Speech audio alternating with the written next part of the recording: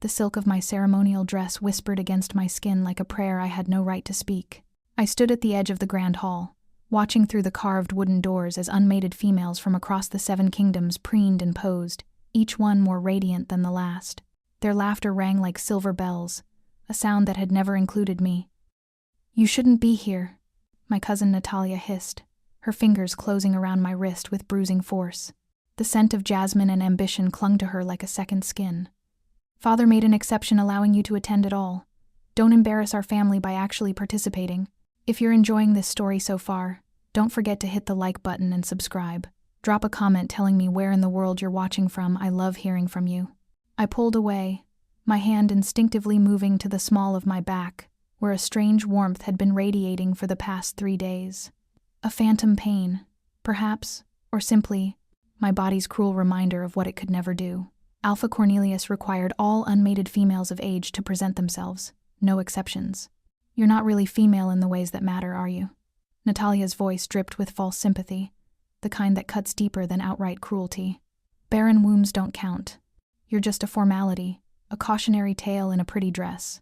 The words shouldn't have stung. I'd heard variations of them for 6 years, ever since the pack healers had examined me on my 18th birthday and delivered their verdict with clinical detachment.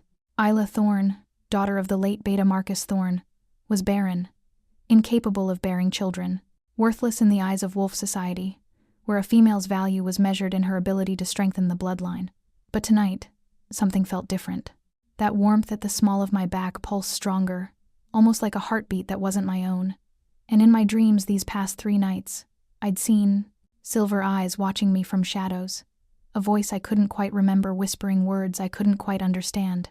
"The ceremony is beginning," announced Elder Moira, her ancient voice carrying the weight of centuries of tradition. "All unmated females will now enter and present themselves to our distinguished guest, Alpha King Theron Blackwater of the Northern Kingdom." A collective gasp rippled through the assembled women. The Alpha King himself had come to our remote Western Kingdom for the Harvest Moon mating ceremony. Rumors had swirled for weeks about why the most powerful Alpha in all 7 territories would attend such a provincial gathering. Some said he sought political alliances through strategic mating. Others whispered darker theories about ancient prophecies and bloodlines converging under this particular moon. I hung back as the other females filed into the hall in order of rank and bloodline. Natalia led the procession, daughter of our current Alpha and pack, Princess, followed by the other high-born females in their elaborate gowns of crimson and gold. I would enter last, as befitted my diminished status. Through the doorway, I caught glimpses of the magnificent hall transformed for the ceremony. Thousands of candles cast dancing shadows across stone walls, hung with tapestries depicting the great matings of legend. The air was thick with ritual herbs, sage and sweetgrass, pine and something darker, headier, that made my wolf stir restlessly within me. My wolf, the one part of me that had never accepted the healer's verdict. She was quiet most of the time, subdued by years of rejection and isolation, but tonight, she paced beneath my skin like a caged creature scenting freedom. "Isla Thorne," Elder Moira called my name with barely concealed disdain. "You may enter." I stepped through the doorway, and the world shifted. The grand hall fell silent as I crossed the threshold. Not the respectful silence that had greeted the high-born females, but something else entirely. Shock, perhaps. Disbelief that I had dared to actually participate rather than simply observe, from the shadows where barren females belonged. Then the laughter started, quiet at first, quickly building into waves of barely suppressed amusement. I kept my chin up, my spine straight, as my mother had taught me before the fever took her when I was 10. "You are more than your womb, little wolf," she'd whispered with her dying breath. Never forget that. But everyone else had forgotten, if they'd ever believed it at all. I took my place at the end of the line of females, aware of every eye in the hall upon me. The males of our pack, evaluating and dismissing me in the same glance. The females, some pitying, most simply grateful that my presence made them look better by comparison. And there, on the raised dais at the far end of the hall, Alpha Cornelius sat beside an empty throne carved from ancient oak, the Alpha King's throne. Empty because he had not yet made his entrance. "We gather under the harvest moon," Elder Moira intoned, beginning the traditional ceremony words, "to honor the bonds that strengthen our kind, to witness the choosing of mates, the forging of alliances, the continuation of bloodlines that reach back to the first wolves who walked beneath the mother's light. As she spoke, I found my attention drawn to that empty throne. Something about it called to me in a way I couldn't explain. The warmth at the small of my back intensified, spreading across my skin like invisible fire. We are honored tonight by the presence of Alpha King Theron Blackwater, Lord of the Northern Kingdom, guardian of the ancient pacts, keeper of the words died in Elder Moira's throat, as the massive doors at the far end of the hall swung open, without anyone touching them. He entered like a storm-given flesh. Theron Blackwater was taller than any wolf I'd ever seen, his shoulders broad enough to block out the candlelight behind him. Dark hair fell to his shoulders, shot through with silver that seemed to glow in the flickering light. His face was all sharp angles and hard lines, beautiful in the way a blade is beautiful, dangerous and precise and utterly uncompromising. But it was his eyes that stole my breath. Silver, like moonlight on water, like the blade of a sword catching light, like nothing I'd ever seen in all my 24 years. And they were fixed directly on me. The hall held its collective breath as the Alpha King crossed the space with deliberate strides, ignoring the elaborate welcoming ceremony that Alpha Cornelius had prepared. He ignored the high-born females who stood straighter, pushed out their chests, angled their faces to catch the best light. He walked past them all without a glance, his silver eyes never leaving mine. My heart hammered against my ribs like a trapped bird as he approached. The warmth at my back blazed now, almost painful in its intensity. My wolf surged forward, stronger than she'd been in years, whimpering with a desperate need I didn't understand. Theron stopped directly in front of me, so close I could see the flecks of ice blue in his silver eyes, could smell the scent of pine and winter wind that clung to him, could feel the raw power radiating from his massive frame like heat from a forge. "What is your name?" His voice was deep, rough, like stone grinding against stone. "Isla," I managed, hating the way my voice trembled. "Isla Thorne." Something flickered in his eyes. Recognition? But that was impossible. We had never met. "Thorne," he repeated, testing the name on his tongue. Then his gaze dropped, traveling down my body in a way that should have felt invasive but instead felt like being seen for the first time in my life. His eyes stopped at the small of my back, and his expression transformed into something I couldn't read. Triumph? Relief? Fury? "Turn around," he commanded softly. It wasn't a request. Every wolf in the hall recognized the alpha command in those words, the kind of order that couldn't be refused. But something in me wanted to obey anyway, needed to show him whatever he sought. I turned slowly, presenting my back to him and to the assembled crowd. My dress was modest, covering me from neck to floor, but the back dipped low, exposing my spine and shoulder blades in the traditional ceremonial style. A collective gasp echoed through the hall, followed by shocked murmuring that grew quickly in volume. "That's impossible," someone whispered, the words carrying in the sudden chaos. "She couldn't have. How did she hide it? What does it mean?" I had no idea what they were seeing. The warmth at my back burned brighter now, and I felt something there that hadn't been before. A presence, a mark. Silence. Theron's single word cut through the noise like a blade through silk. The hall went instantly quiet. He stepped closer, and I felt his fingers ghost across my lower back, tracing something I couldn't see. His touch sent electricity racing through my veins, and my wolf howled with a joy that terrified me in its intensity. "This female," Theron announced, his voice carrying to every corner of the hall, "carries my mate mark." The silence that followed was absolute. Even the candles seemed to stop flickering. "That's not possible," Alpha Cornelius finally said, rising from his seat with visible effort. His face had gone pale beneath his ceremonial paint. "Isla Thorne is barren. She cannot be anyone's mate, let alone—" "Are you questioning what I see with my own eyes?"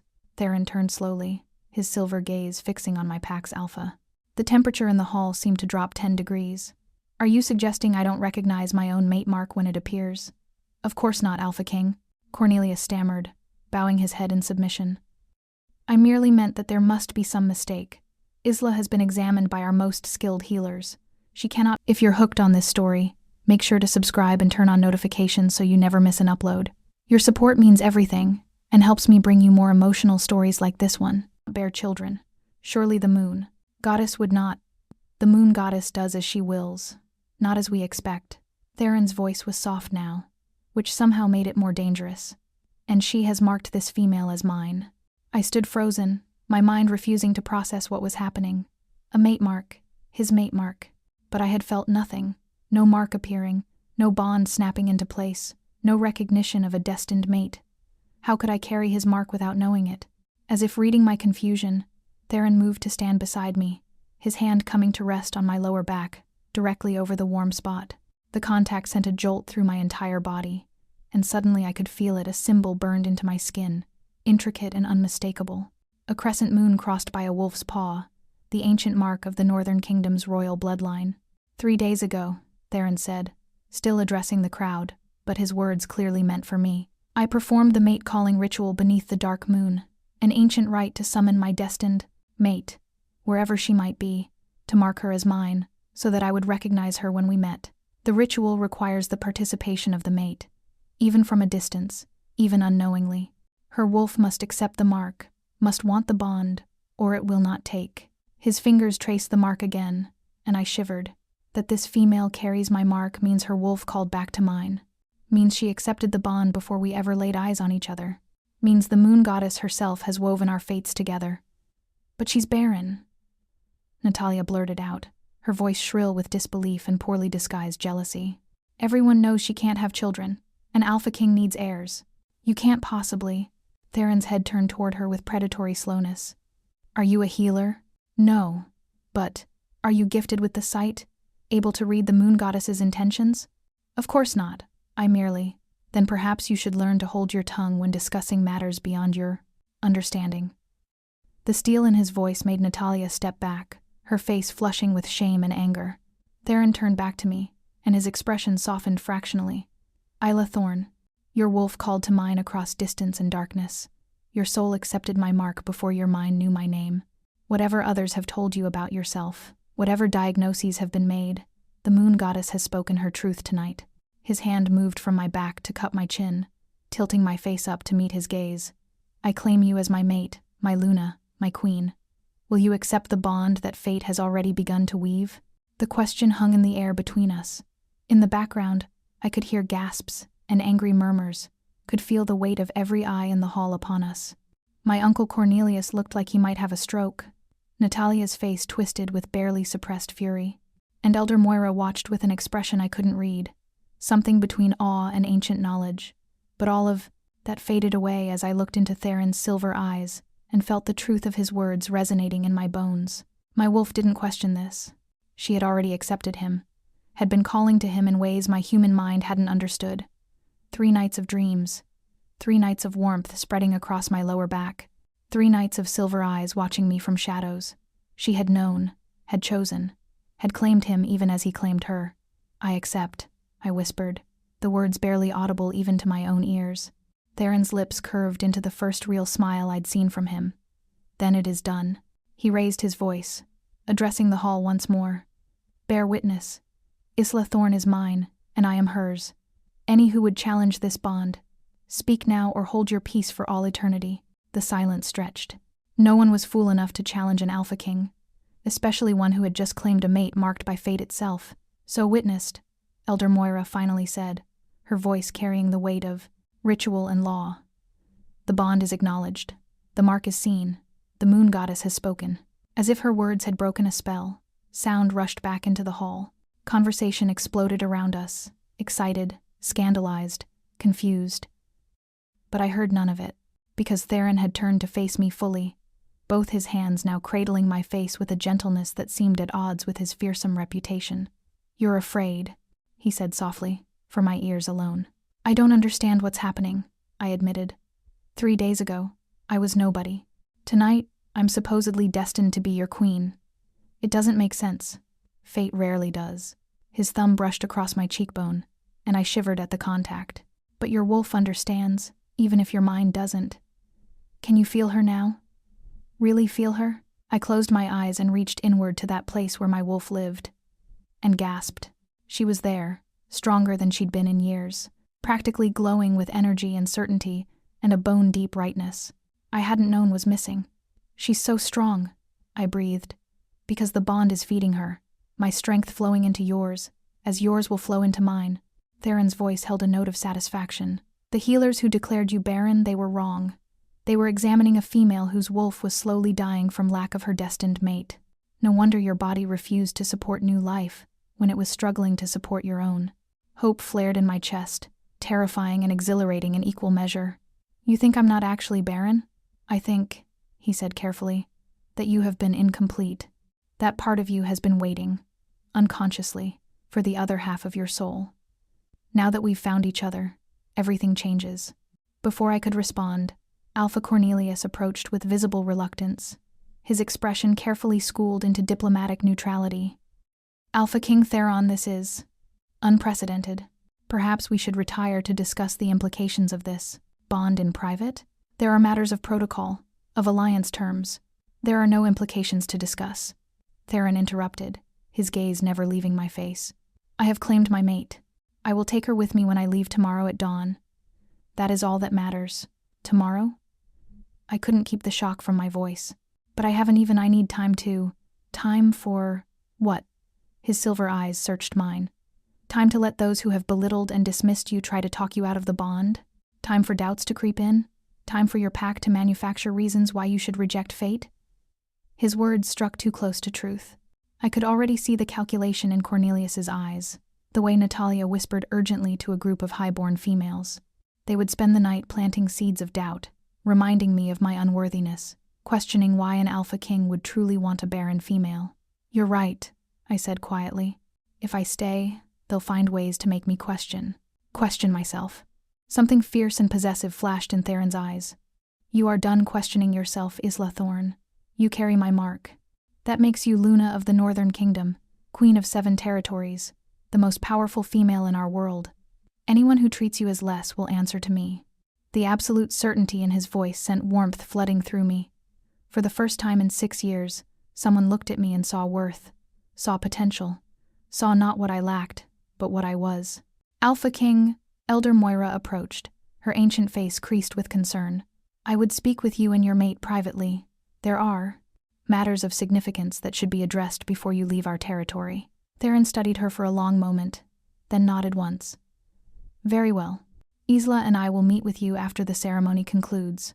As if on cue, the musicians in the corner struck up the traditional mating dance melody. Couples began to form on the dance floor wolves, who had found compatible mates or potential matches during the ceremony. But most eyes remained fixed on Theron and me, the impossible pair that had disrupted everything. Dance with me, Theron said, offering his hand. It wasn't a question. I placed my hand in his, marveling at how it was instantly swallowed by his larger one, how something about the contact felt right, in a way nothing else in my life ever had. He led me onto the floor, and the other couples gave us wide berth, creating a circle around us as Theron pulled me into proper dancing position. His hand settled at the small of my back, directly over the mark, and I gasped as warmth flooded through me again. You feel it too, he murmured, beginning to guide me through the traditional steps. The bond strengthening. Our wolves recognizing each other. I've never felt anything like this, I admitted, following his lead with a grace I didn't know I possessed. It's overwhelming. It will become easier as you adjust. He spun me gently, then pulled me back against his chest. The first few days after a destined mate bond is acknowledged are always intense. Your body is changing, adjusting to having your missing half finally present. Your wolf is growing stronger now that she has access to her mate's power. I looked up at him, really looked at him, taking in the sharp angles of his face, the silver eyes that seemed to glow with inner light, the strength evident in every line of his powerful body. Why me? The question escaped before I could stop it. You're the Alpha King. You could have anyone. Why would fate give you someone broken? His expression darkened, and his hand tightened on mine. You are not broken, Isla. Say it. But, say it. Command rang in his voice, in his eyes, in the alpha power that rolled off him in waves. I'm not broken, I whispered, the words feeling strange on my tongue. Again, with conviction. I'm not broken. Stronger this time. Something in my chest. Loosening. Once more. I'm not broken. The words rang out, carrying across the dance floor, and I felt my wolf howl in agreement. Something inside me that had been twisted and tight for 6 years finally began to unfurl. Theron's fierce smile was like the sun breaking through storm clouds. No, you're not. You are exactly what you were meant to be. The healers could not see it. Your pack could not see it. But the moon goddess saw it. She has given me a mate with a healer's gentle strength and a survivor's resilience, a female who has known rejection and can therefore lead with compassion, a Luna who will rule not through fear, but through wisdom born of suffering. His words painted a picture of someone I had never imagined I could be, someone strong, not despite my barrenness, but because of everything I had endured because of it.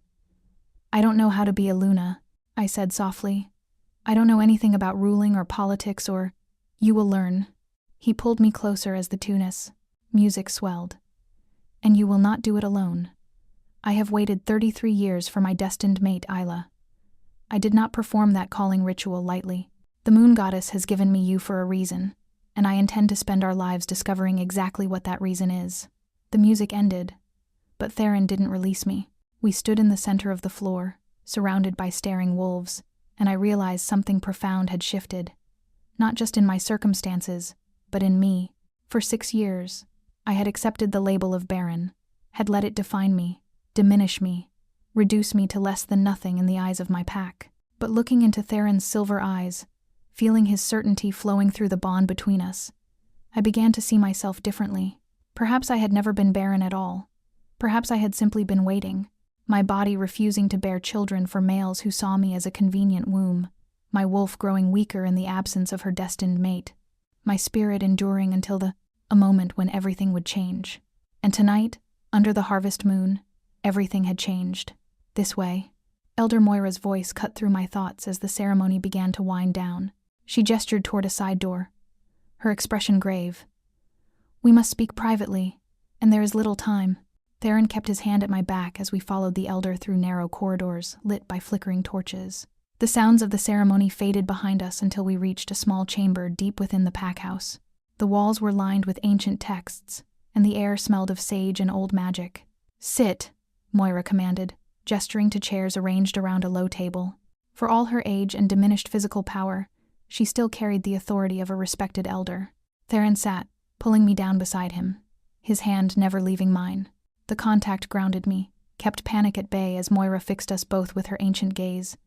Do you know why I asked to speak with you? She asked. I assume it has something to do with the mate bond, Theron replied, his tone carefully neutral. Partially. Moira settled into her own chair with a sigh. But more specifically, it has to do with the nature of Isla's supposed barrenness. Her sharp eyes fixed on me. Tell me, child. Did the healers perform a full examination? Did they test your blood? Read your lineage? I frowned, trying to remember that awful day 6 years ago. They did a physical examination, said my womb was malformed, that I would never carry to term. They didn't mention blood or lineage. I thought as much. Moira's expression turned grim. They saw what they expected to see, and looked no further. Lazy, incompetent fools. What are you saying? Theron leaned forward, his intensity palpable. I am saying that Isla's condition was misdiagnosed. Not entirely, there was indeed something preventing her from bearing children, but it was not a malformed womb. Moira paused, as if weighing her next words carefully. It was a binding spell, one placed on her at birth. The bottom dropped out of my world. A what? Your mother, may she rest in moonlight, was gifted with the sight. Minor precognition, mostly useless visions of things that might never come to pass. But shortly after your birth, she came to me in distress. She had seen your future, she said. Seen you bearing a child of immense power, one that would reshape the territories. But she also saw darkness surrounding this child, saw forces that would try to claim or destroy it before it could be born. Moira's gaze grew distant with memory. She begged me to help protect you, to bind your fertility until you were safely mated to the one destined to father this prophesied child. I performed the ritual, tying the binding to your mate bond. When your destined mate marked you, the spell would break. Silence filled the chamber as her words sank in. Theron's hand tightened on mine, and I felt shock and something like awe flowing through our connection. You're saying, I managed, my voice shaking, that I was never truly barren? That my mother had me cursed to protect me? Not cursed, protected. Moira's voice softened. She did not want you to suffer the fate of many powerful she-wolves forced into political matings, used as breeding stock for males who cared nothing for them. She wanted to ensure you would only bear children with your true mate, the one fate intended for you. And now? Theron's voice was carefully controlled. The binding is broken. The mark on Isla's back suggests so. When she accepts the full mate bond, when you complete the claiming, her body will be entirely free of the spell's effects. Moira met my eyes. Within the year, you will likely bear your first child. And if your mother's vision was true, that child will be extraordinarily powerful. I couldn't breathe, couldn't process. Everything I had believed about myself for 6 years had just been revealed as an elaborate protection. Spell. The suffering, the shame, the isolation, all of it had been necessary to keep me safe until this moment. Does anyone else know about this? Theron asked sharply. Your mother swore me to secrecy. Not even your father knew the truth. Moira's expression turned grave. But there are those who seek power through any means necessary. If word spreads that the Northern Kingdom's Luna will bear a child of prophesied significance, you will both become targets. We're already targets, Theron said grimly. The Southern Alliance grows bolder each day. They reject the peace I've built, preferring the old ways of territorial war and dominance. They will see my mating as either an opportunity or a threat, depending on how we present it. Then present it as strength. Moira stood, moving to a shelf where she retrieved a small wooden box. This belonged to your mother, Isla. She left it with me before the fever took her, with instructions to give it to you on your mating day. With trembling hands, I accepted the box. It was simple, unadorned, but when I opened it, my breath caught. Inside lay a silver circlet, delicate but unmistakably a crown, set with moonstones that seemed to glow with inner light. The Luna's crown, Moira breathed. It's been in your mother's family for generations. She wore it when she mated your father. Now it passes to you. I lifted the circlet with reverent fingers, feeling the weight of history and expectation. My mother had known this would happen, had seen my future and done everything in her power to protect it. To protect me. There's something else. Moira reached into the box and withdrew a folded piece of paper, yellowed with age. A letter. She made me promise you would read it before you left for the Northern Kingdom. The paper crackled as I unfolded it, and my mother's familiar handwriting swam before my eyes. My dearest Isla, if you are reading this, then you have found him, the mate I saw in my visions, the one who will stand beside you as darkness gathers. I know the path has been hard. I know you have suffered for the choice I made to protect you. For that, I am sorrier than words can express. But know this, you were never broken. You were never less. You were always exactly what you needed to be strong enough to endure, brave enough to stand when others would fall, compassionate enough to rule with wisdom rather than fear. The child you will bear will change everything. Light and dark will war over its soul, and only you and your mate together will be able to protect it. Trust in the bond. Trust in each other, and trust that the moon goddess's plans are wiser than we can imagine. I love you, little wolf. I am proud of you, and I will watch over you from the moonlight until we meet again. Your mother. Tears streamed down my face as I finished reading. Theron pulled me against his chest, his strong arms encircling me as grief and relief and overwhelming emotion crashed through me in waves. She knew. I sobbed into his shirt. She knew everything, and she still chose to save me, even knowing I would suffer for it. She gave you the greatest gift a mother can, Theron murmured into my hair. The gift of choice. The gift of a future with your destined mate, rather than a life of being used by those who saw you as a tool. I clung to him, this male I had known for less than an hour but who already felt like home. The bond between us hummed with shared grief and growing connection, and I felt his wolf reaching out to mine in comfort and protection. When I finally pulled back, wiping my eyes, Moira was watching us with ancient wisdom in her gaze. The road ahead will not be easy. Forces move in the shadows, seeking to destroy what you will build together. But if your mother's visions were true, and I believe they were, you two will be the key to either saving our kind or watching it fall into chaos.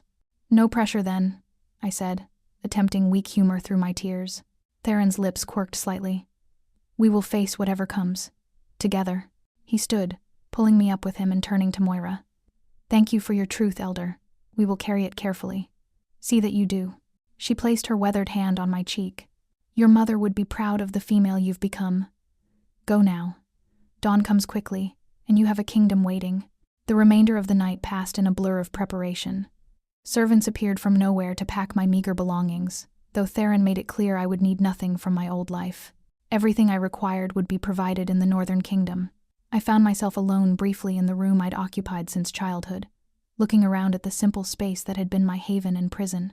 Natalia appeared in the doorway, her expression a complicated mix of jealousy and genuine confusion. "I don't understand," she said without preamble. "How did this happen? You were supposed to be nobody.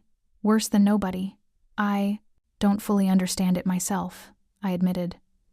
"But maybe that's the point. Maybe none of us understand what the moon goddess has planned until it unfolds." "You're really leaving? Going with him to the Northern Kingdom?" She stepped into the room, and for a moment, I saw not my tormentor, but the cousin who had once played with me as a child before I'd been declared Barren. "I am. He's my mate, Natalia, my destined mate. I can feel the bond." I touched my lower back where the mark still tingled. Everything I thought I knew about myself was wrong, and now I have a chance to discover who I really am. "What if you fail?" The question held no malice, only genuine concern. "What if you can't be what he needs? What a Luna should be?" "Then I'll fail trying to be something real," I said softly, "rather than succeed at being nothing at all." Natalia studied me for a long moment, then nodded slowly. "I think I understand. And Isla? I'm sorry. For everything." The apology was unexpected, and I saw in her eyes that she meant it. We were both trapped by expectations. Mine of worthlessness, yours of perfection. Maybe we can both be free now. She left without another word, and I was alone with my thoughts for a few final moments before a servant appeared to tell me it was time. Theron waited in the courtyard, dressed for travel in dark leathers that emphasized his powerful build. Beside him stood 6 enormous wolves, his personal guard. I realized, larger and more intimidating than any wolves from our pack. "Ready?" he asked as I approached, the Luna's crown carefully wrapped and tucked in my bag. I looked back at the pack house, at the faces watching from windows and doorways. Alpha Cornelius stood on the front steps, his expression unreadable. Elder Moira beside him, her ancient face creased in what might have been a smile. And scattered throughout, the wolves who had dismissed me, pitied me, barely tolerated my existence. "I'm ready," I said, turning. Back to Theron. He lifted me onto a massive black stallion, then swung up behind me with effortless grace. His arms came around me to grip the reins, and I felt the solid warmth of him at my back, the mate mark singing where we touched. "To the Northern Kingdom," he commanded, and his wolves set off at a ground-eating lope that the horses easily matched.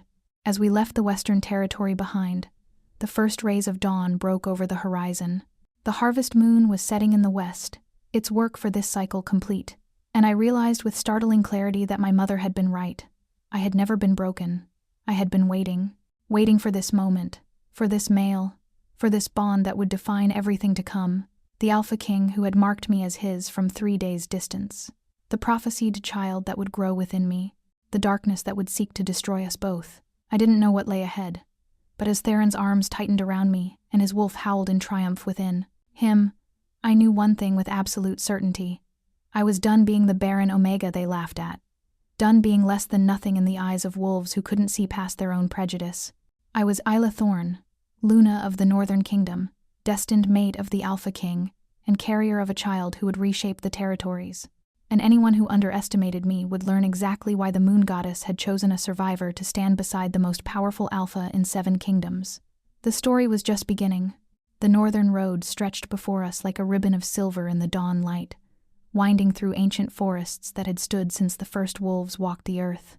We had been riding for 3 hours, and the landscape had already transformed from the familiar rolling hills of the Western Territory to something wilder, older, more primal. I had expected to feel fear or uncertainty. Instead, pressed against Theron's chest with his arms bracketing me, his heartbeat steady at my back, I felt something I hadn't experienced in 6 years. Peace. "You're quiet," he murmured, his breath warm against my ear. "Regretting your choice already?" I turned my head slightly to meet his gaze. "No, I'm just processing. Yesterday morning I woke up as the pack's greatest disappointment. Now I'm supposedly going to be a queen and bear a prophesied child. It's a lot to take in." His silver eyes softened with understanding. "You don't have to become a queen overnight, Isla. That transformation will take time, guidance, and patience, all of which I have in abundance." One corner of his mouth lifted slightly. "Well, perhaps not patience, but I'm willing to develop it for you." The almost smile transformed his severe features, and I felt an answering warmth bloom in my chest. The mate bond, I realized, was growing stronger with every passing hour. I could sense his emotions now, as faint echoes of my own protectiveness, satisfaction, and beneath it all, a bone-deep rightness that matched what my wolf felt. "Tell me about the Northern Kingdom," I said, wanting to understand what awaited me. "What's it like?" Theron's gaze grew distant, looking ahead to lands I'd never seen. "It's the oldest and largest of the 7 territories. Mountains in the north where the snow never melts. Forests in the center where trees grow so tall they seem to touch the moon. And coastline to the west where the sea crashes against cliffs of black stone." Pride colored his voice. "The capital, Silver Peak, sits at the base of the Frostborn Mountains. It's been the seat of the Alpha Kings for over 1,000 years. 1,000 years, I repeated, unable to fathom such history. "And your family has ruled all that time?" "Not always peacefully. The Blackwater line has had to fight for every generation of rule, some through battle, others through political maneuvering." His arms tightened fractionally around me. "My father nearly lost the throne in a challenge from the Southern Alliance 15 years ago. I was 18 when I had to watch him fight for 3 days straight against their champion." I heard the shadow in his voice. "He won? He won. But he was never the same after. The injuries weakened him, and he died 5 years later from complications that should have been survivable for a wolf of his strength." Theron's jaw tightened. "I was 23 when I took the throne. Too young, according to the council, too inexperienced. The Southern Alliance immediately challenged my right to rule, sensing weakness." "But you proved them wrong," I said softly, already knowing the answer. "I did what was necessary, killed those who needed killing, made alliances with those who could be trusted, built something stronger than what my father left behind." His voice held no boast, only fact. "But it cost me 10 years of constant vigilance, of sleeping with one eye open, of trusting no one completely, until 3 days ago, when I performed the mate calling ritual. I twisted in the saddle to face him more fully, feeling the stallion adjust smoothly to my movement. Why then, after 10 years of ruling alone, why seek your mate now?" Theron's silver eyes met mine, and I saw something raw and honest in their depths. "Because I was becoming what my father became. Hard, cold, ruling through fear rather than respect. I could feel myself losing the parts of me that remembered how to be more than just an alpha." His hand came up to cup my cheek, thumb brushing across my skin. "The Northern Kingdom needs more than a warrior king. It needs wisdom tempered with compassion, strength balanced by mercy. I need you, Isla, not just because fate says you're my mate, but because I can feel myself becoming more complete with every moment you're near." The honesty in his words stole my breath. This was the Alpha King, the most powerful male in 7 territories, admitting vulnerability, admitting need. "I don't know how to be what you need," I whispered. "I don't know how to rule or make political decisions, or you've survived 6 years of being treated as worthless by those who should have protected you." His voice was fierce. "You've endured with grace and dignity, never becoming bitter or cruel despite every reason to be. That strength, that resilience, that's what I need beside me. Everything else can be learned." Before I could respond, one of his guards, a massive gray wolf, running alongside our horse, let out a warning bark. Theron's entire body tensed, his hand moving to the sword strapped to his back. "What is it?" I asked, suddenly aware of how exposed we were on the open road. "Scouts, watching us from the tree line." His eyes scanned the forest, seeing things I couldn't. "They've been following for the last hour." Fear spiked through me. The Southern Alliance? Unlikely. Too close to the northern border for them to risk open confrontation. But someone is interested in our movements. He made a subtle hand gesture to his guards, and they shifted formation, creating a protective circle around us. "Stay calm. Let me handle this." The words had barely left his mouth when 5 wolves emerged from the forest, moving with coordinated precision to block the road ahead.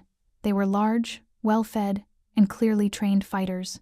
But what caught my attention was the symbol marked on their fur, a red claw against a white moon, the mark of the Eastern Territory. Theron brought our horse to a halt, his posture relaxed but radiating controlled power. "Well," he said, his voice carrying easily across the distance. "Alpha Marcus, this is quite far from your borders. What brings the Eastern Territory into northern lands?" The largest wolf shimmered, bones cracking and reforming as he shifted into human form. A male around Theron's age materialized, dark-haired and powerfully built, wearing the ceremonial leathers of an Eastern alpha. His expression was carefully neutral, but I caught the calculation in his dark eyes as they fixed on me. "Alpha King Theron," Marcus said, executing a shallow bow that bordered on insult. "Word travels fast about interesting developments.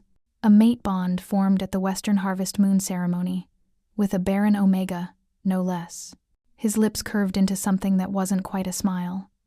Naturally, the Eastern Territory is curious about such unusual choices.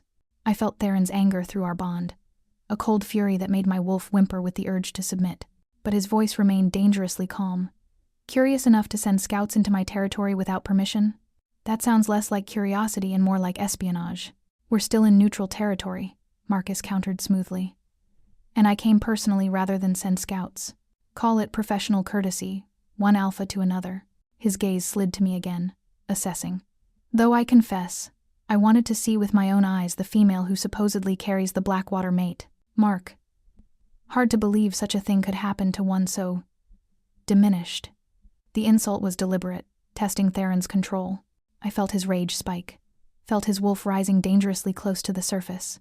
But before he could respond, something unexpected happened. My own wolf surged forward, not in fear but in fury. How dare this male question our bond? How dare he insult us in front of our mate? "I carry the Alpha King's mark," I heard myself say, my voice ringing with authority I didn't know I possessed, placed by the moon goddess herself. Whether you believe it or find it convenient is irrelevant. The bond is witnessed and acknowledged. Your opinion on the matter carries exactly as much weight as you do in these lands, which is to say, none at all. Shocked silence followed my words. Theron's surprise and fierce pride flowed through our connection. Marcus's eyes widened, clearly not expecting the diminished Omega to speak at all, let alone with such confidence. "Well," Marcus said slowly, reassessing me with new wariness, "perhaps reports of your deficiencies were exaggerated." He returned his attention to Theron. "The Eastern Territory wishes to make it clear that we remain neutral in the growing tensions between North and South. We have no interest in the Southern Alliance's crusade against progressive policies." "And yet you're here, questioning my mate choice," Theron said softly, dangerously. "That sounds remarkably like taking sides, Marcus." "I'm here ensuring that the balance of power isn't shifting in ways that might threaten Eastern interests." Marcus's expression hardened. "The Southern Alliance grows bolder. They're recruiting from smaller packs, promising a return to the old ways, and they're specifically targeting those they see as impure half-bloods, humans who know of our existence, and wolves who mate with them." A chill ran through me. "They're targeting wolves like me." "They're targeting the ideology you represent," Marcus corrected. "The Northern Kingdom's policy of tolerance, of integration with human communities, of valuing wolves based on merit rather than bloodline purity. Your mating to the Alpha King makes you the ultimate symbol of everything they hate. Is that a threat?" Theron's voice dropped to a lethal purr. "It's a warning." Marcus held his gaze steadily. "The Southern Alliance has a new leader, Cassius Darkwater. You know him?" I felt Theron's shock ripple through our bond. "Cassius is dead. He was killed 5 years ago in the border wars. Apparently not dead enough. He's returned, and he's united the Southern Pacts under a single banner for the first time in centuries." Marcus's expression was grim. "He's calling for a Grand Council, demanding that all 7 territories convene to address what he calls the corruption of wolf purity happening in the North. The Grand Council hasn't been called in over 100 years, Theron said, his mind clearly racing through implications. "It requires a majority vote from the territories, which he has. South, West, and East have all agreed to convene." Marcus's voice held a note of apology. "The Eastern Territory was pressured. Cassius made it clear that neutrality wouldn't be tolerated. Either we support the Council, or we're considered enemies of the old ways. So the East bends to Southern demands while claiming neutrality?" Contempt edged Theron's words. "The East survives." Marcus shot back. "We're not all blessed with the Northern Kingdom's resources and military might. Some of us have to make compromises to protect our people. Compromises that involve threatening my mate? I'm not threatening her. I'm warning you both." Marcus gestured to his wolves, who shifted nervously, clearly uncomfortable with the tension crackling between the 2 alphas. "Cassius wants the Council to formally challenge your right to rule. He'll claim that your progressive policies have weakened wolf society, that your mating to a barren female proves you've lost touch with the moon goddess's will. that the North needs new leadership aligned with traditional values. Let him challenge me then. Theron's voice was ice. I've killed better wolves than Cassius Darkwater. It's not that simple. A Grand Council challenge isn't settled by combat alone. There will be trials, tests of worthiness, political maneuvering. Marcus's gaze slid to me again. And your mate will be at the center of it. They'll demand proof that she can fulfill Aluna's duties. If she's truly Barren, she's not. Theron's words cut through the air like a blade. The Western healers were wrong. Isla carries no curse of barrenness, only a protection spell that has now been lifted. I felt my cheeks heat as Marcus's eyebrows rose. This was not information I wanted spread widely, not until we understood its full implications. A protection spell? Marcus looked between us. That's a significant claim. One that will need to be verified. By whom? Theron's voice dropped dangerously low. Who has the right to verify anything about my mate? The Grand Council, apparently. Marcus shifted his weight, and I realized with surprise that he looked uncomfortable. Look, Theron, I didn't come here to be your enemy. I came because despite the Eastern Territory's official neutrality, I respect what you've built. The peace, the prosperity, the alliances. My people have benefited from northern trade routes and military protection. And yet you'll sit in council and watch Cassius try to tear it all down? I'll sit in council, because I have no choice. But what I do once I'm there. Marcus met Theron's eyes steadily. That might depend on how convincingly you and your mate can demonstrate that the moon goddess truly blessed your bond. That she's not what Cassius will claim a desperate choice by an alpha losing his grip on power. The implication hung heavy in the air. Marcus was offering a lifeline.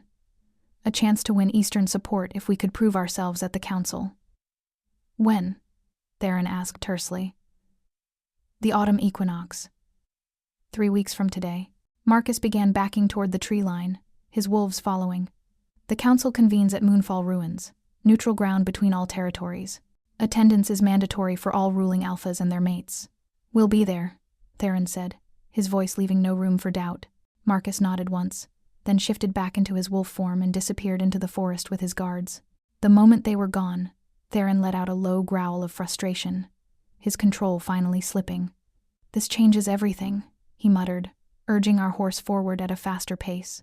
His guards fell into formation around us, alert for further surprises. 3 weeks isn't enough time to prepare you for facing the Grand Council. What exactly will they do? I asked, trying to keep my voice steady despite the fear creeping through me. Test you. Challenge your right to be Luna. Question your worth as a mate. His arms tightened around me. In the old days, they would have demanded you prove your fertility by bearing a child before being accepted. Now they'll likely settle for testimony from healers, demonstrations of your capabilities, political maneuvering to undermine your position. So basically everything I'm not prepared for, everything you'll learn to handle.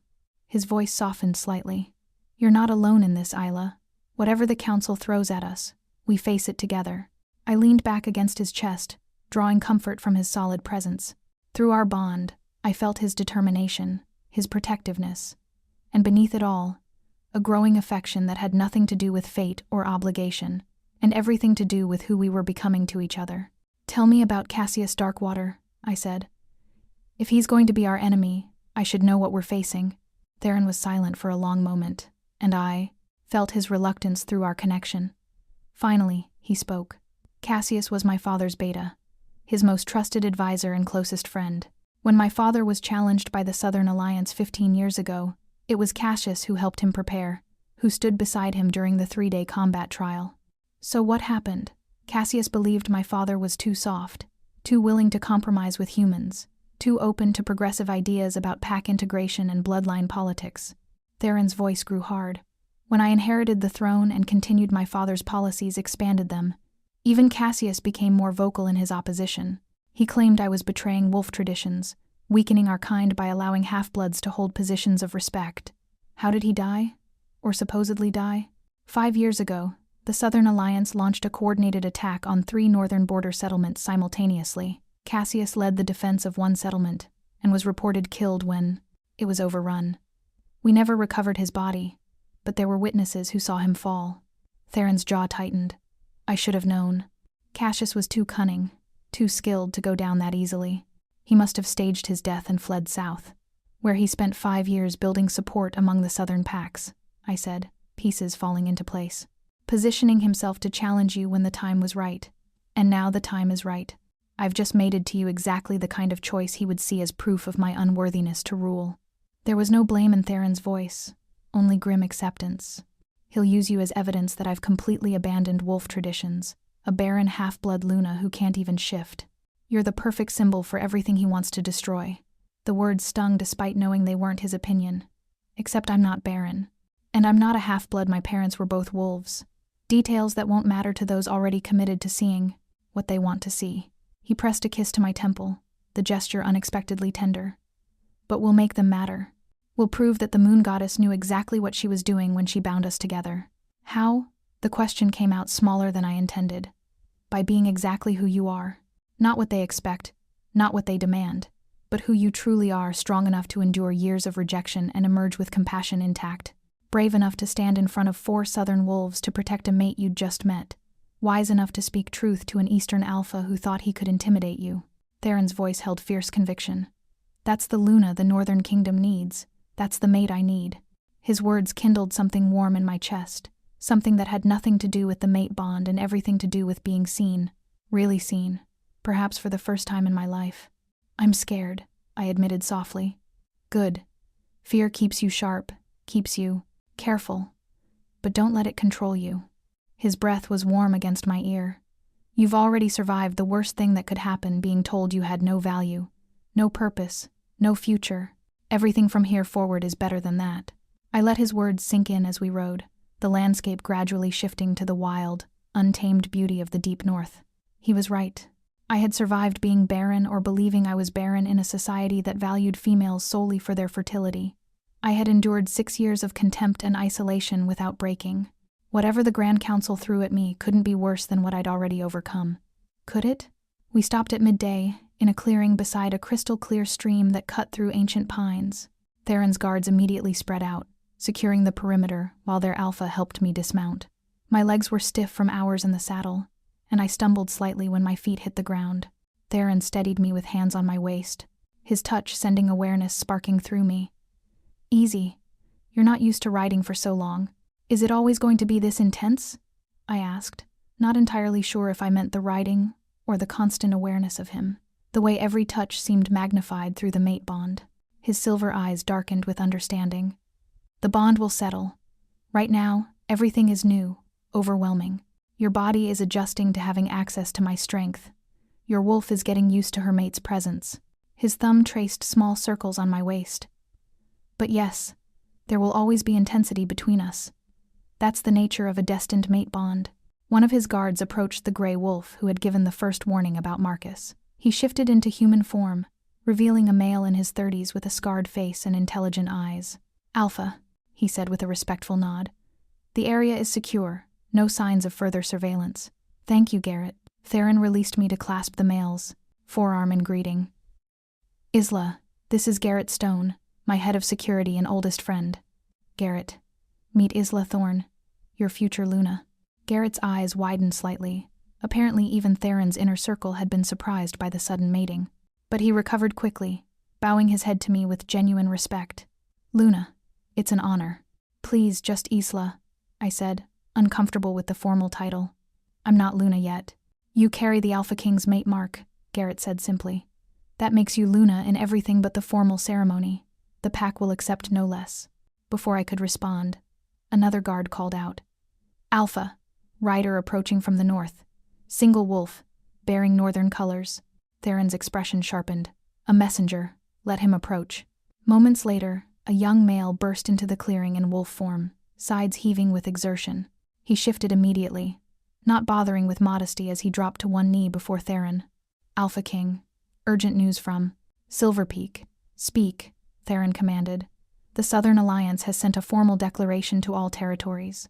They're calling your mating into question, demanding the Grand Council verify the legitimacy of the bond before recognizing Isla Thorne as Luna. The messenger's eyes flickered to me apologetically. They're claiming the mate mark is false, manufactured through dark magic to deceive the territories. Ice flooded my veins. They can do that? Question a mate mark? Technically, yes, Garrett answered when Theron remained silent, his expression thunderous. Any alpha can call for verification of a mate bond, if they have reasonable doubt of its authenticity. It hasn't been done in living memory, but the law allows for it. Cassius is moving faster than I expected, Theron said, his voice dangerously calm. He's not waiting for the Grand Council to start his campaign against us. What else? The messenger swallowed hard. There have been incidents. Alpha. 3. Border settlements reported attacks last night. No casualties, but buildings were burned, supplies destroyed. The attackers left symbols the southern claw mark with a message. Purity or death. They're testing our defenses, Garrett said grimly. Seeing how quickly we respond, looking for weaknesses. Or they're trying to draw my forces away from the capital before the council convenes. Theron's mind was clearly racing through tactical possibilities. If they can make me appear weak, unable to protect my own territory, it strengthens their case for replacing me. What do you want me to tell the council? The messenger asked. Tell them I'm coming home with my mate. That will arrive by nightfall tomorrow. And tell Commander Reese to double patrols on all southern borders. Theron's voice hardened. If Cassius wants to test our strength, let's show him exactly what the Northern Kingdom is capable of. The messenger bowed again and shifted, racing back the way he'd come. Silence fell over the clearing, heavy with implications. They're going to make this as difficult as possible, I said quietly. Aren't they? Theron turned to me, and despite the fury I could feel radiating from him, his touch was gentle as he cupped my face. Yes, they're going to question everything about you, about us, about the bond. They're going to dig into your past, twist your perceived barrenness into evidence of unworthiness, use every weakness they can find or manufacture. Then maybe you should... I couldn't finish the thought, couldn't voice the terrible possibility taking shape in my mind. Should what? His silver eyes bored into mine. Reject you? Set aside the mate the moon goddess chose for me? Let Cassius and the Southern Alliance dictate who I can and cannot bond with? I don't want to be the reason you lose your throne, and I don't want a throne that requires me to reject my destined mate to keep it. His voice was fierce. Listen to me, Isla. We are in this together. Whatever comes, whatever they throw at us, we face it side by side. Do you understand? I nodded, not trusting my voice. Say it, he commanded gently. Say you understand that I choose you. Not the throne, not political convenience, not what makes the Southern Alliance comfortable. You. I understand, I whispered, the words catching in my throat. Good. He pressed his forehead to mine, and I felt his determination flowing through our bond like molten steel. Now let's show them exactly what happens when they threaten what's mine. We ate quickly dried meat and fruit from the packs his guards carried and were back on the road within the hour. Theron pushed the pace harder now, urgency driving us forward. Through our bond, I could feel his mind working, planning, calculating how to turn the Southern Alliance's aggression to our advantage. As the sun began its descent toward the horizon, the landscape changed dramatically. The gentle forests gave way to rocky terrain, and ahead, I could see mountains rising like jagged teeth against the sky. Snow capped their peaks even in autumn, and something about them felt ancient, powerful, as if the stones themselves remembered the first wolves. The Frostborn Mountains, Theron said, sensing my awe through our connection. The Northern Kingdom's natural fortress. Any army trying to invade from the north has to come through one of 3 passes, all heavily defended. It's why the north has never fallen, even when surrounded by enemies. And Silver Peak is at their base, built into the mountain itself. Part city, part stronghold, completely defensible. Pride colored his voice. You'll see it soon. We should reach the outer territories before full dark. As if his words had summoned it, the road crested a hill, and suddenly I could see the Northern Kingdom spread below us. Rolling foothills gave way to thick forests, which yielded to cleared farmland and, in the distance, a city unlike anything I'd ever imagined. Silver Peak rose from the base of the largest mountain like something from a dream. White stone buildings climbed the mountain's lower slopes in terraced levels, connected by wide streets and elegant bridges. At the very top, carved directly into the mountain face, stood a massive fortress that seemed to grow from the living rock.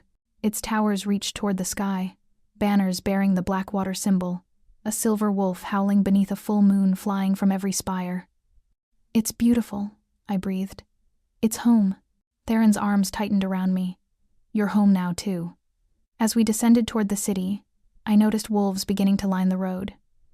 At first just a few, then more, then dozens, all watching our approach with expressions ranging from curious to skeptical to hostile. Word had clearly spread about the Alpha King's choice of mate. "They're staring," I whispered, suddenly self-conscious. "They're curious. Most of them have never seen me with a mate, and the rumors about you have already started spreading." He pitched his voice for my ears alone. "Don't show fear. You're their Luna now, whether they accept it yet or not. Hold your head high." I forced my spine straight, lifting my chin despite every instinct screaming at me to make myself smaller, less noticeable. Through the bond, I felt Theron's approval and pride, and it gave me strength to meet the eyes of those watching. As we entered the city proper, the crowds grew thicker. Wolves in human form packed the streets, some cheering, others simply watching in silence. I caught fragments of conversation as we passed. "Too thin to be a proper Luna. Heard she's barren."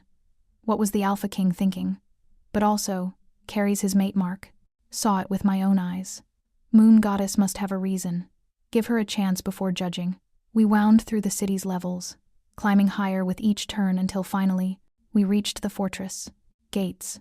They stood open, and a contingent of guards stood at attention, saluting as Theron rode through. Inside the gates, a courtyard bustled with activity, servants, guards, officials all moving with purpose. But everything stopped the moment Theron dismounted and helped me down. A woman stepped forward from the crowd, regal and intimidating in midnight blue robes. She was perhaps in her 50s, with silver-streaked black hair and eyes the same color as Theron's. Power radiated from her, and I knew immediately this was someone important. "Mother," Theron said, and I barely contained my shock. His mother. I was meeting his mother while covered in road dust, exhausted, and completely unprepared. "Theron." Her voice was cool, measured. Her gaze slid to me, assessing every detail with uncomfortable intensity. "So, this is the female who carries your mate mark." "This is Isla Thorne," Theron said, his hand at the small of my back supporting me. "My destined mate and your future. Daughter-in-law, Isla, meet Lyanna Blackwater, Queen Mother of the Northern Kingdom." I executed what I hoped was an appropriate curtsy, my mother's pendant swinging forward to catch the torchlight. "Your Majesty, it's an honor." Lyanna's eyes fixed on the pendant, and something flickered across her face. Surprise? Recognition? Before I could process it, her expression smoothed back to regal neutrality. "Welcome to Silver Peak, Isla Thorne." She stepped closer, and I resisted the urge to retreat. "I suppose we have much to discuss about your sudden elevation to Luna, but that can wait until you've bathed and rested." Her gaze shifted to Theron. "I trust you received the messenger's news?" "I did. We need to convene the inner council tonight. Already arranged. They'll meet in 1 hour." Lyanna's attention returned to me. "Someone will show you to your chambers. I suggest you use the time to make yourself presentable." The dismissal was clear, though not entirely unkind. Before Theron could protest, I touched his arm. "It's fine. You have work to do. I'll be all right." He searched my face, and I felt his reluctance through the bond. But finally he nodded. "Garrett, escort Isla to the Luna's chambers. Make sure she has everything she needs." "Of course, Alpha." Garrett appeared at my side, offering his arm. As we walked away, I felt Theron's gaze on my back, felt his wolf's reluctance to let me out of his sight. "We'll be together soon," I thought, hoping he could sense it through our bond. "Soon," his voice echoed in my mind, and I gasped. We hadn't established full mental communication yet that usually took weeks or months of bonding, but apparently, our connection was growing faster than normal. Garrett led me through corridors of polished stone, past tapestries depicting wolf legends and windows that overlooked the city spread below. Finally, we reached a set of double doors carved with intricate wolf designs. "The Luna's chambers," he said, pushing them. "Open. These rooms have been vacant since the Alpha King's father died. Queen Mother Lyanna moved to her own quarters, and Theron has ruled alone." He stepped aside to let me enter. Until now, the chambers took my breath away. A massive sitting room opened before me, furnished with elegant chairs and sofas arranged around a stone fireplace already blazing with warmth. Doors led off to what I assumed were bedrooms, a bathing chamber, and other private spaces. Windows along one wall offered a breathtaking view of the mountains and the city below. "There's a bathing chamber through that door," Garrett said, pointing. "Hot water should already be drawn. Clothing has been provided Queen Mother's orders. Someone will come to escort you to dinner in 2 hours." "Thank you," I managed, overwhelmed by the luxury. He bowed and left, closing the doors behind him. Alone for the first time since the ceremony, I sank onto one of the sofas and let out a shaky breath. 24 hours ago, I had been nobody. Now I was supposedly the Luna of the Northern Kingdom, living in chambers fit for royalty, mated to the most powerful alpha in 7 territories. And in 3 weeks, I would have to prove to the Grand Council that I deserved any of it. The magnitude of what lay ahead threatened to crush me, but then I felt it a warm pulse of reassurance through the mate bond. Theron, reaching out across the distance between us, reminding me I wasn't alone. I touched the mark on my lower back and felt it warm beneath my fingers. The moon goddess had chosen this path for me, had seen something in me worth protecting, worth binding to an alpha king. I just had to trust that she knew what she was doing, even when I didn't. The hot water of the bath should have been soothing, but I couldn't relax. Every sound from the corridors outside made me tense. Every shadow seemed to hide potential judgment. I scrubbed the road dust from my skin mechanically, my mind replaying the events of the past day on an endless loop. Mate marked by an alpha king I'd never met, declared Luna before hundreds of witnesses, threatened by the Southern Alliance, questioned by the Eastern Territory, and now, about to face Theron's inner council wolves who had served the Northern Kingdom for generations and would undoubtedly see me as an unworthy interloper. I emerged from the bath to find clothing laid out on the massive bed in the adjoining chamber. Not the simple dress I'd expected, but garments clearly chosen to make a statement. A gown of deep midnight blue, the color of the Northern Kingdom, with silver embroidery along the bodice and sleeves that caught the light like starlight. It was both elegant and powerful, the kind of dress a Luna would wear. My hands trembled as I pulled it on, struggling with the complex fastenings until a soft knock at the door interrupted me. "Come in," I called, expecting a servant. Instead, Queen Mother Lyanna entered, her expression unreadable. She crossed the room with regal grace, her eyes taking in my half-fastened dress and obvious nervousness. "Turn around," she commanded, not unkindly. I obeyed, and felt her skilled fingers making quick work of the dress fastenings. When she finished, she turned me to face her, studying me with those silver eyes so like her son's. "You're terrified?" she observed. "Yes," I admitted, seeing no point in lying. "Good. That means you understand the gravity of what you've stepped into." She moved to a jewelry box on the dresser, withdrawing a delicate silver circlet set with moonstones. "But terror alone won't help you survive what's coming. You need to understand who you're dealing with." "The Inner Council?" I guessed. "The Inner Council, the Pack, the other territories, all of them will be watching, judging, looking for any sign of weakness." She approached with the circlet, and I recognized it as a Luna's crown, similar to the one my mother had left me. "My son has done something unprecedented. In 10 years of rule, he has never shown interest in taking a mate. He rejected every suitable female presented to him, claiming none felt right. The council began to worry he would die without an heir, leaving the Northern Kingdom vulnerable." She placed the circlet on my head with careful precision. "Then you appear, carrying his mate mark despite never having met him. A female from a minor pack with no political connections, no dowry, no apparent assets beyond the moon goddess's blessing. Do you know what that tells the council? That I'm not good enough?" The words came out bitter. "That my son values fate over strategy. That he trusts in powers beyond political calculation." Lyanna's expression softened fractionally. "Some will see that as strength. Others will see it as dangerous idealism. You need to understand which is which if you're to survive." She gestured for me to sit at the vanity, then began working on my hair with practiced efficiency. "The council has 7 members. First, there's Commander Rhys Ironpaw, head of the Northern Armies. He's loyal to Theron absolutely, values strength and honor above all else. He'll respect you if you show courage." I tried to commit the names to memory, as she continued.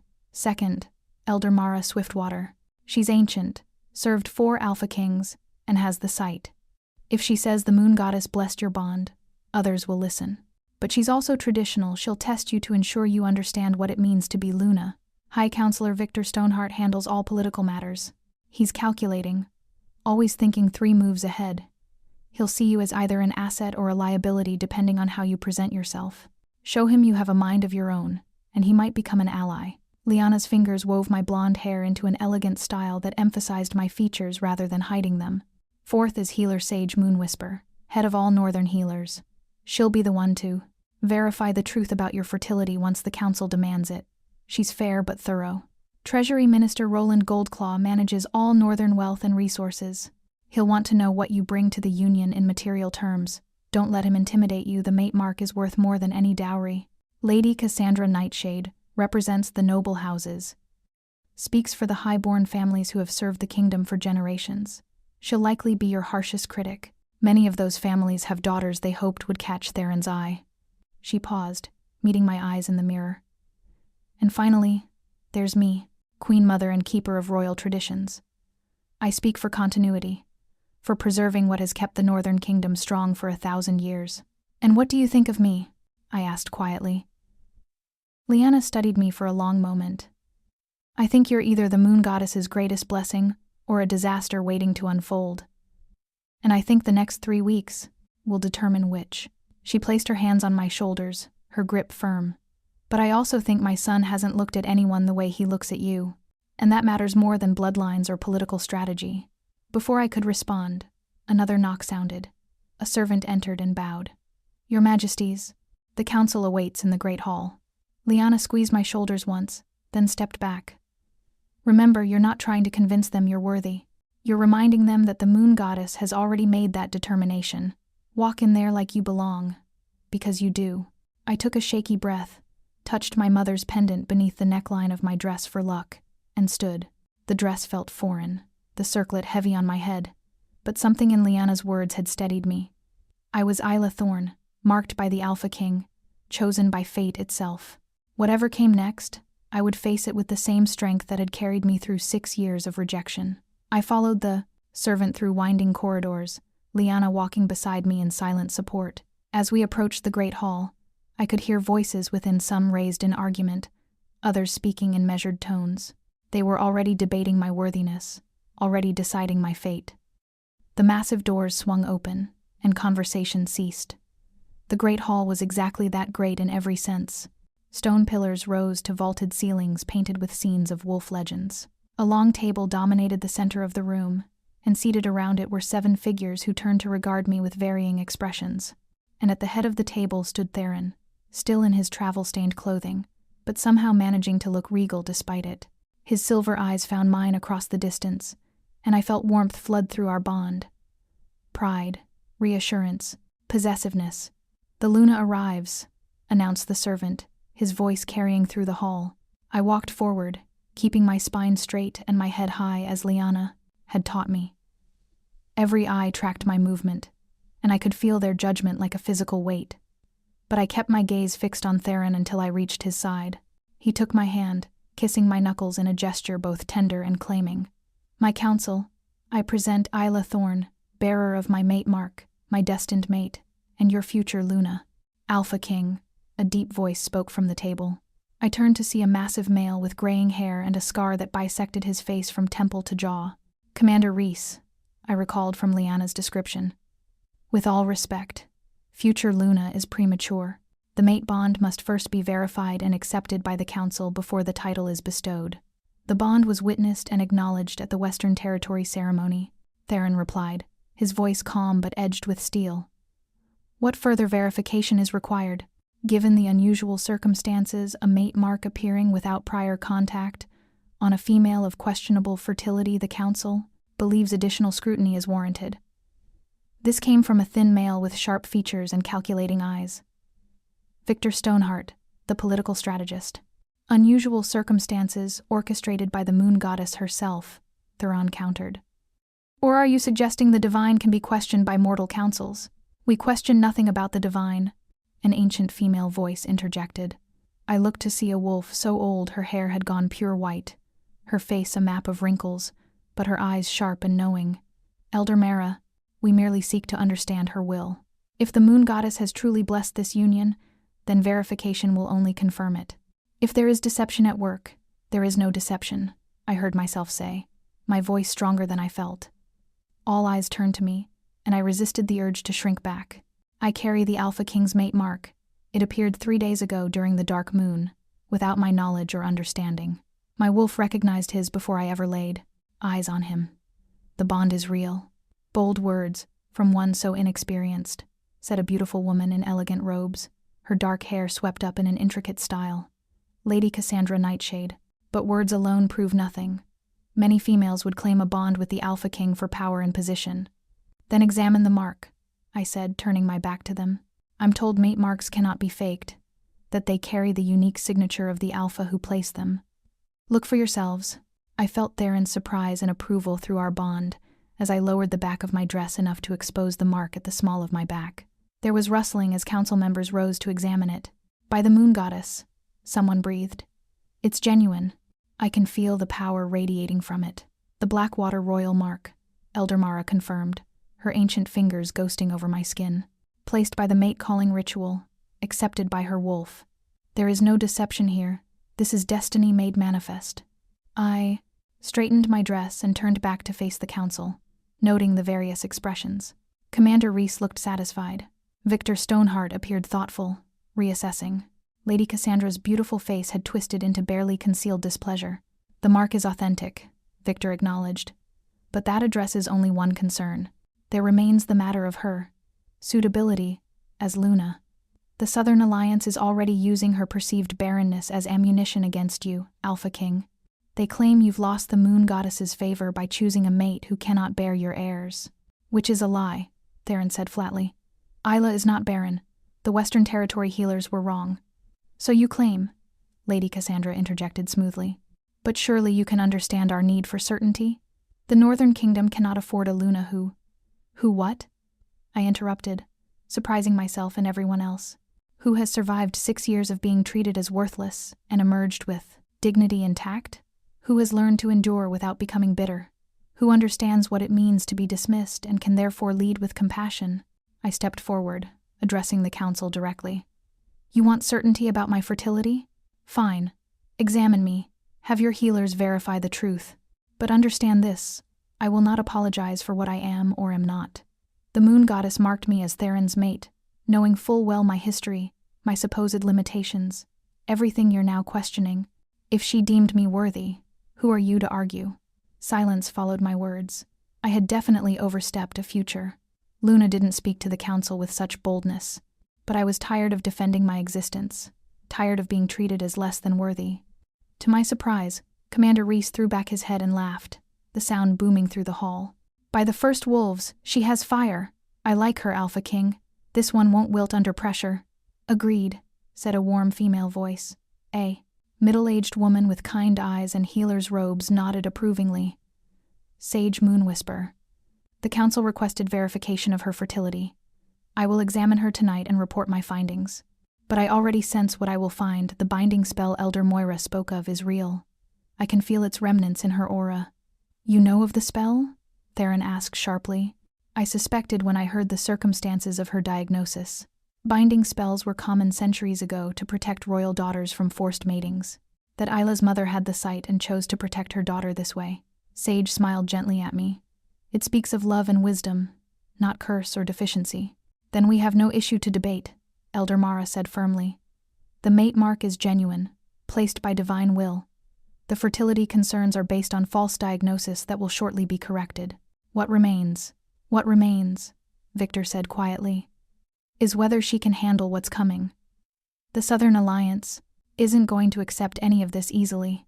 They'll tear into her at the Grand Council, question every aspect of her worthiness, use every perceived weakness against both of you. His sharp eyes fixed on me. Can you withstand that kind of scrutiny, that level of attack? I survived 6 years of my own pack treating me as broken, I replied steadily. 3 weeks of the Southern Alliance doing the same won't kill me. It might, Victor said bluntly. Cassius Darkwater is cunning and ruthless. He'll find every vulnerability and exploit it. Your lack of political training, your unfamiliarity with council proceedings, your late development of Luna capabilities, all of it will be used to paint you as unworthy. Then help me, I said, the words surprising even me. You're the political strategist. Teach me what I need to know. 3 weeks isn't long, but it's something. I'm not too proud to admit I need guidance. Victor's eyebrows rose, and I sensed I'd surprised him. You would submit to my instruction? Allow me to shape your presentation to the council? I would accept your expertise while retaining my own judgment, I corrected. I'm not asking you to make me into something I'm not. I'm asking you to help me be the best version of myself. A slow smile crossed Victor's face. Perhaps there's hope for you after all. He looked to Theron. I'll work with her. 3 weeks isn't ideal, but I can teach her the basics of council procedure, political maneuvering, how to answer attacks without revealing weakness. She'll also need combat training, Commander Reese interjected. The Grand Council may call for physical trials to test her worthiness. If she can't shift, I'll teach her to fight in human form. Garrett spoke up from his position along the wall. I hadn't realized he'd followed us to the meeting. Luna or not, she should know how to defend herself. And I will instruct her in Luna duties and traditions, Liana added. What is expected of her? In ceremonies, how to conduct herself with other Alpha's mates, the protocols she must observe. I felt overwhelmed by the sudden offers of help, by the way the council had shifted from interrogation to preparation. Through our bond, I felt Theron's relief and pride. It's settled then, Elder Mara said, her ancient voice carrying finality. Isla Thorne is recognized as the Alpha King's destined mate. She will be trained and prepared for the Grand Council, and we will support her presentation to the territories, for an attack on our Luna is an attack on the Northern Kingdom itself. All in favor? Theron asked, his hand finding mine beneath the table. 7 hands rose in unison, even Lady Cassandra's, though hers came up last and with visible reluctance. The council has spoken, Theron announced. Isla is Luna in waiting. The formal ceremony will be held after the Grand Council, once her position is secured beyond all doubt. As the council members began to disperse, offering nods of acknowledgement or words of welcome, I felt something shift inside me. These wolves, powerful, experienced, loyal to the Northern Kingdom, had chosen to support me, not because I'd proven myself, but because I was willing to try. Commander Reese approached, his scarred face softening slightly. Welcome to the pack, Luna. We'll make a warrior of you yet. I look forward to it, I replied, meaning it. Victor paused as he passed. First lesson starts tomorrow at dawn. Don't be late. I won't be. Elder Mara was the last to approach, her ancient eyes seeing things I couldn't begin to understand. She took my hand in her weathered ones, and I felt a tingle of power pass between us. The moon goddess has great plans for you, child, she said softly. You will bear a daughter who will reshape the territories, but the darkness will come for her, seeking to corrupt or destroy what she represents. You and your mate must be ready. A shiver ran through me. How do you know this? Because I've seen it. The same vision your mother had, shown to me the night you were born. Her grip tightened. Trust in the bond, trust in each other. And when the time comes, trust in your daughter. She will be both light and shadow, and only your love will keep her balanced. With those cryptic words, she released my hand and departed, leaving me shaken and full of questions. What did she say to you? Theron asked, concern flowing through our bond. Later, I promised, not wanting to share prophecies about unborn children with others present. Right now, I just want to breathe. He guided me from the great hall, through corridors now familiar, back to the Luna's chambers. The moment the doors closed behind us, I sagged against him, all the strength that had carried me through the council meeting draining away. You were magnificent, he murmured into my hair, holding me close. Fierce and honest and everything a Luna should be. I was terrified, which makes the courage even more impressive. He pulled back to look at me, his silver eyes warm. They respect strength, Isla. By showing vulnerability while refusing to back down, you won them over in a way years of political maneuvering couldn't have achieved. Most of them, anyway, I said, thinking of Lady Cassandra's reluctant vote. Cassandra will come around, or she won't. Either way, she knows better than to openly oppose a Luna blessed by the moon goddess. His hand came up to cut my cheek. How are you really? I can feel your exhaustion through the bond. Overwhelmed, exhausted, terrified about what's coming. I leaned into his touch, but also strangely hopeful. They're going to help me, Theron. Your people, your council, they're giving me a chance, because they see what I see. Potential, strength, worth. His thumb brushed across my lower lip. You're going to be an extraordinary Luna, Isla Thorne. The territories just don't know it yet. The certainty in his voice made me want to believe him. Made me want to believe in myself the way he seemed to believe in me. Stay with me tonight, I whispered, the words escaping before I could second-guess them. I just don't want to be alone. Not after everything today. Something softened in Theron's expression. I'll stay for as long as you need me.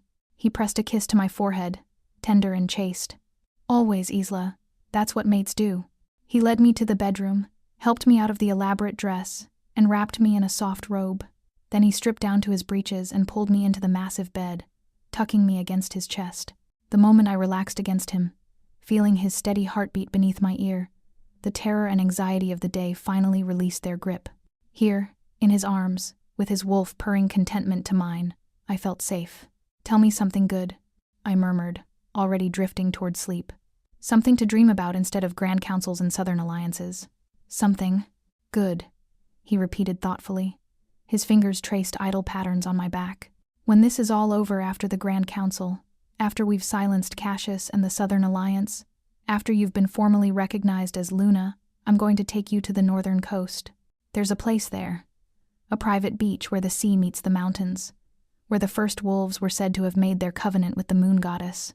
Tell me about it," I prompted, his deep voice and the images he painted already pulling me toward rest. "The water is so clear you can see straight to the bottom, even at high tide. The sand is black, volcanic, warm beneath your feet even in winter. And at sunset, when the light hits the waves just right, the entire ocean turns silver and gold, like the moon goddess herself is dancing on the surface." His voice grew softer, more intimate. "I want to take you there when none of this matters anymore. When you're simply Isla, and I'm simply Theron, and we can be mates without the weight of kingdoms and prophecies and political maneuvering. Just us, the sea, and the moon overhead." "That sounds perfect," I whispered, the image filling my mind with peaceful longing. "Then that's what we'll fight for," he said, pressing another kiss to my hair. "A future where we can be more than Alpha King and Luna, where we can simply be." I wanted to respond, wanted to tell him how much those words meant, but sleep was claiming me, pulling me down into dreams of silver oceans and black sand beaches, of a future where we weren't defined by titles or trials, but simply by the bond that tied us together. The last thing I felt before consciousness faded was Theron's arms tightening around me, his wolf reaching out to mine in a connection that transcended words or politics or anything the Southern Alliance could throw at us. We were mates, destined by the moon goddess herself, and whatever came next, we would face it together. Dawn came too early. I woke, to find Theron already gone, though the warmth of the bed suggested he hadn't left long ago. A note on the pillow beside me was written in strong, angular script. Asterisk. "Council business requires my attention this morning. Garrett will escort you to Commander Reese for combat training at dawn. Victor expects you afterward for political instruction. Lunch with my mother to discuss Luna duties. I'll find you before dinner. You can do this." Tea times, I stared at the note, my stomach churning with anxiety. Apparently, there would be no easing into my new role.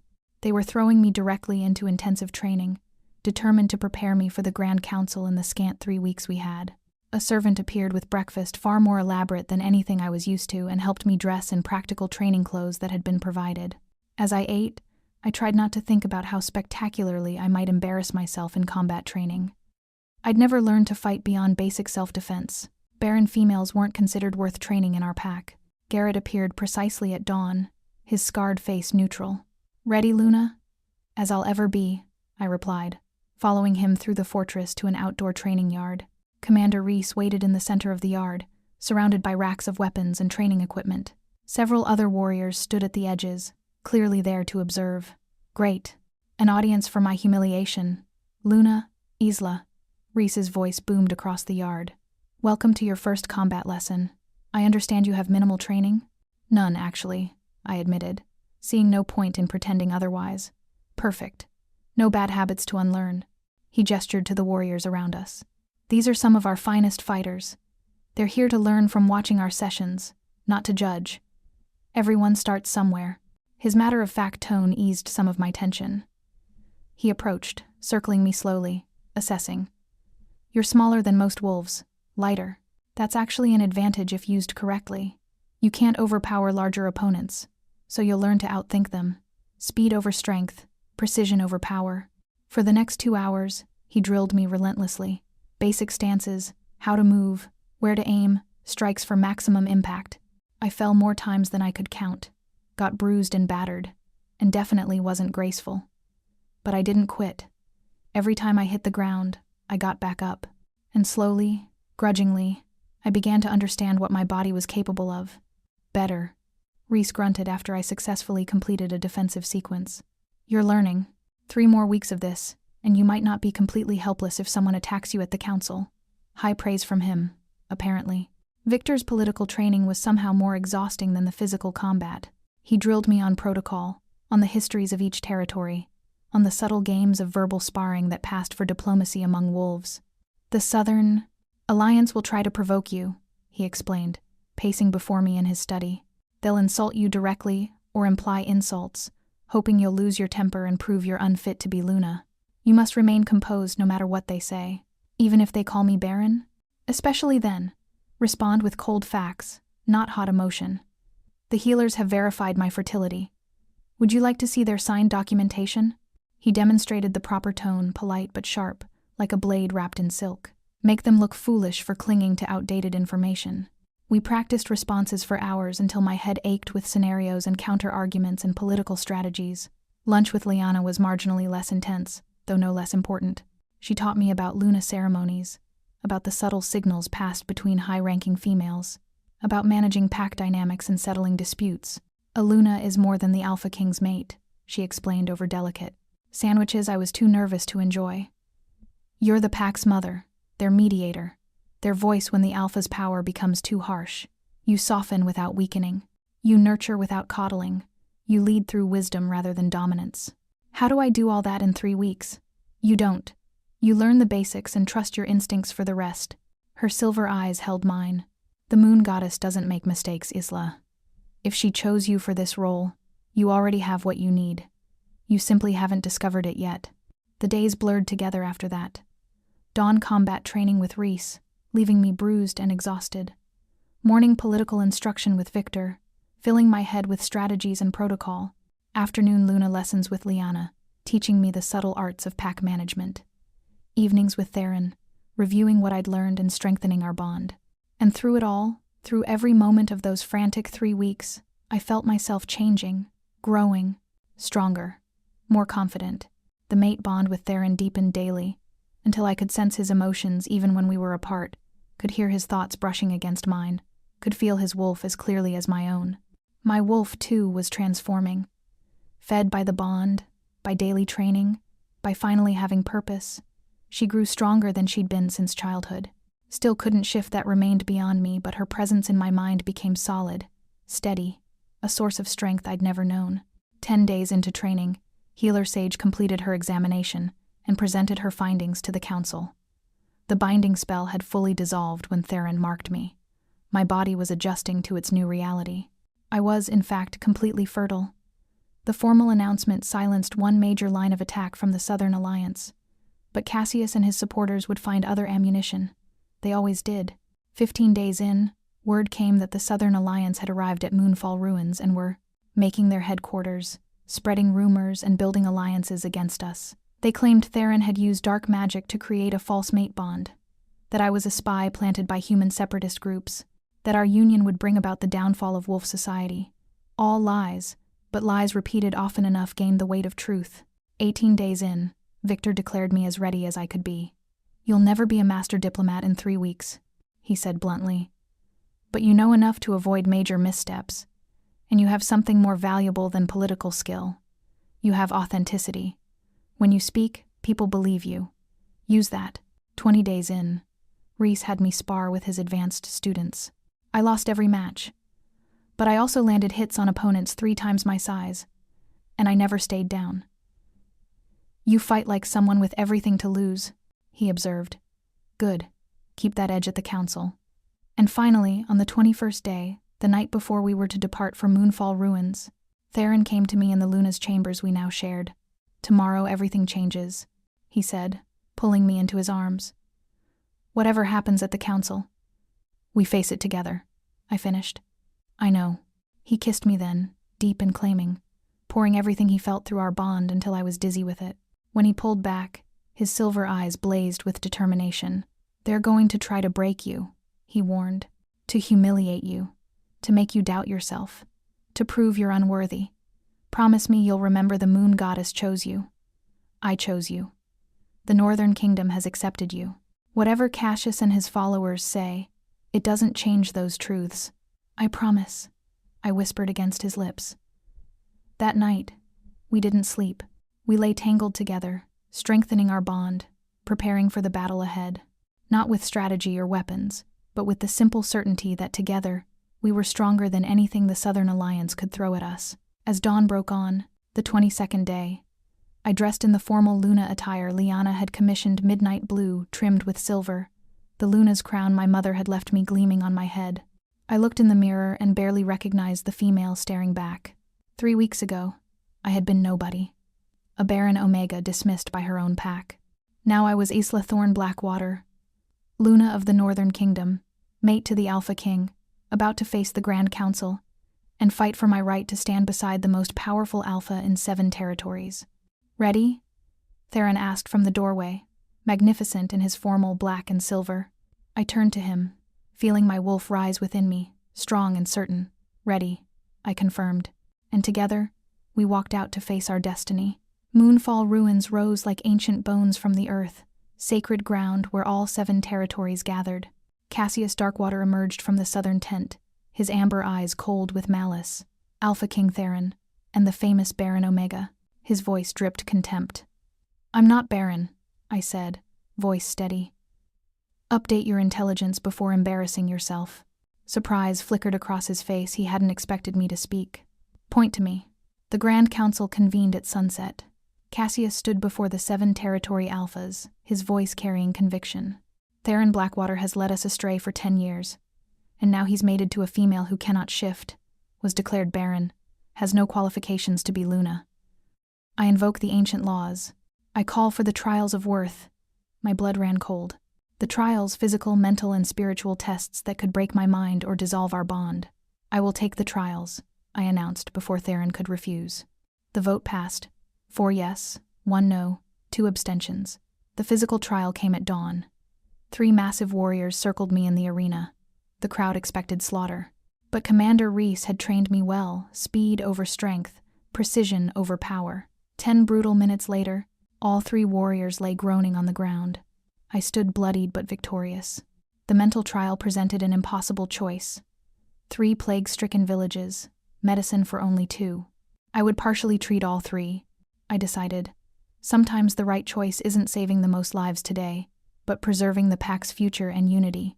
Alpha Lyra nodded approval. That is the answer of a true Luna. The spiritual trial waited at moonrise. I drank from the sacred pool and fell into visions, seeing myself fail. Therein, seeing my prophesied daughter consumed by uncontrollable power, seeing everything I feared most. Elder Mara's words echoed. Accept what you see. Yes, I told the darkness. I might fail, but I'm strong enough to try anyway. I accept my imperfections. That makes me worthy. Light exploded through shadow. I emerged whole. The final vote was 5-2. I had passed.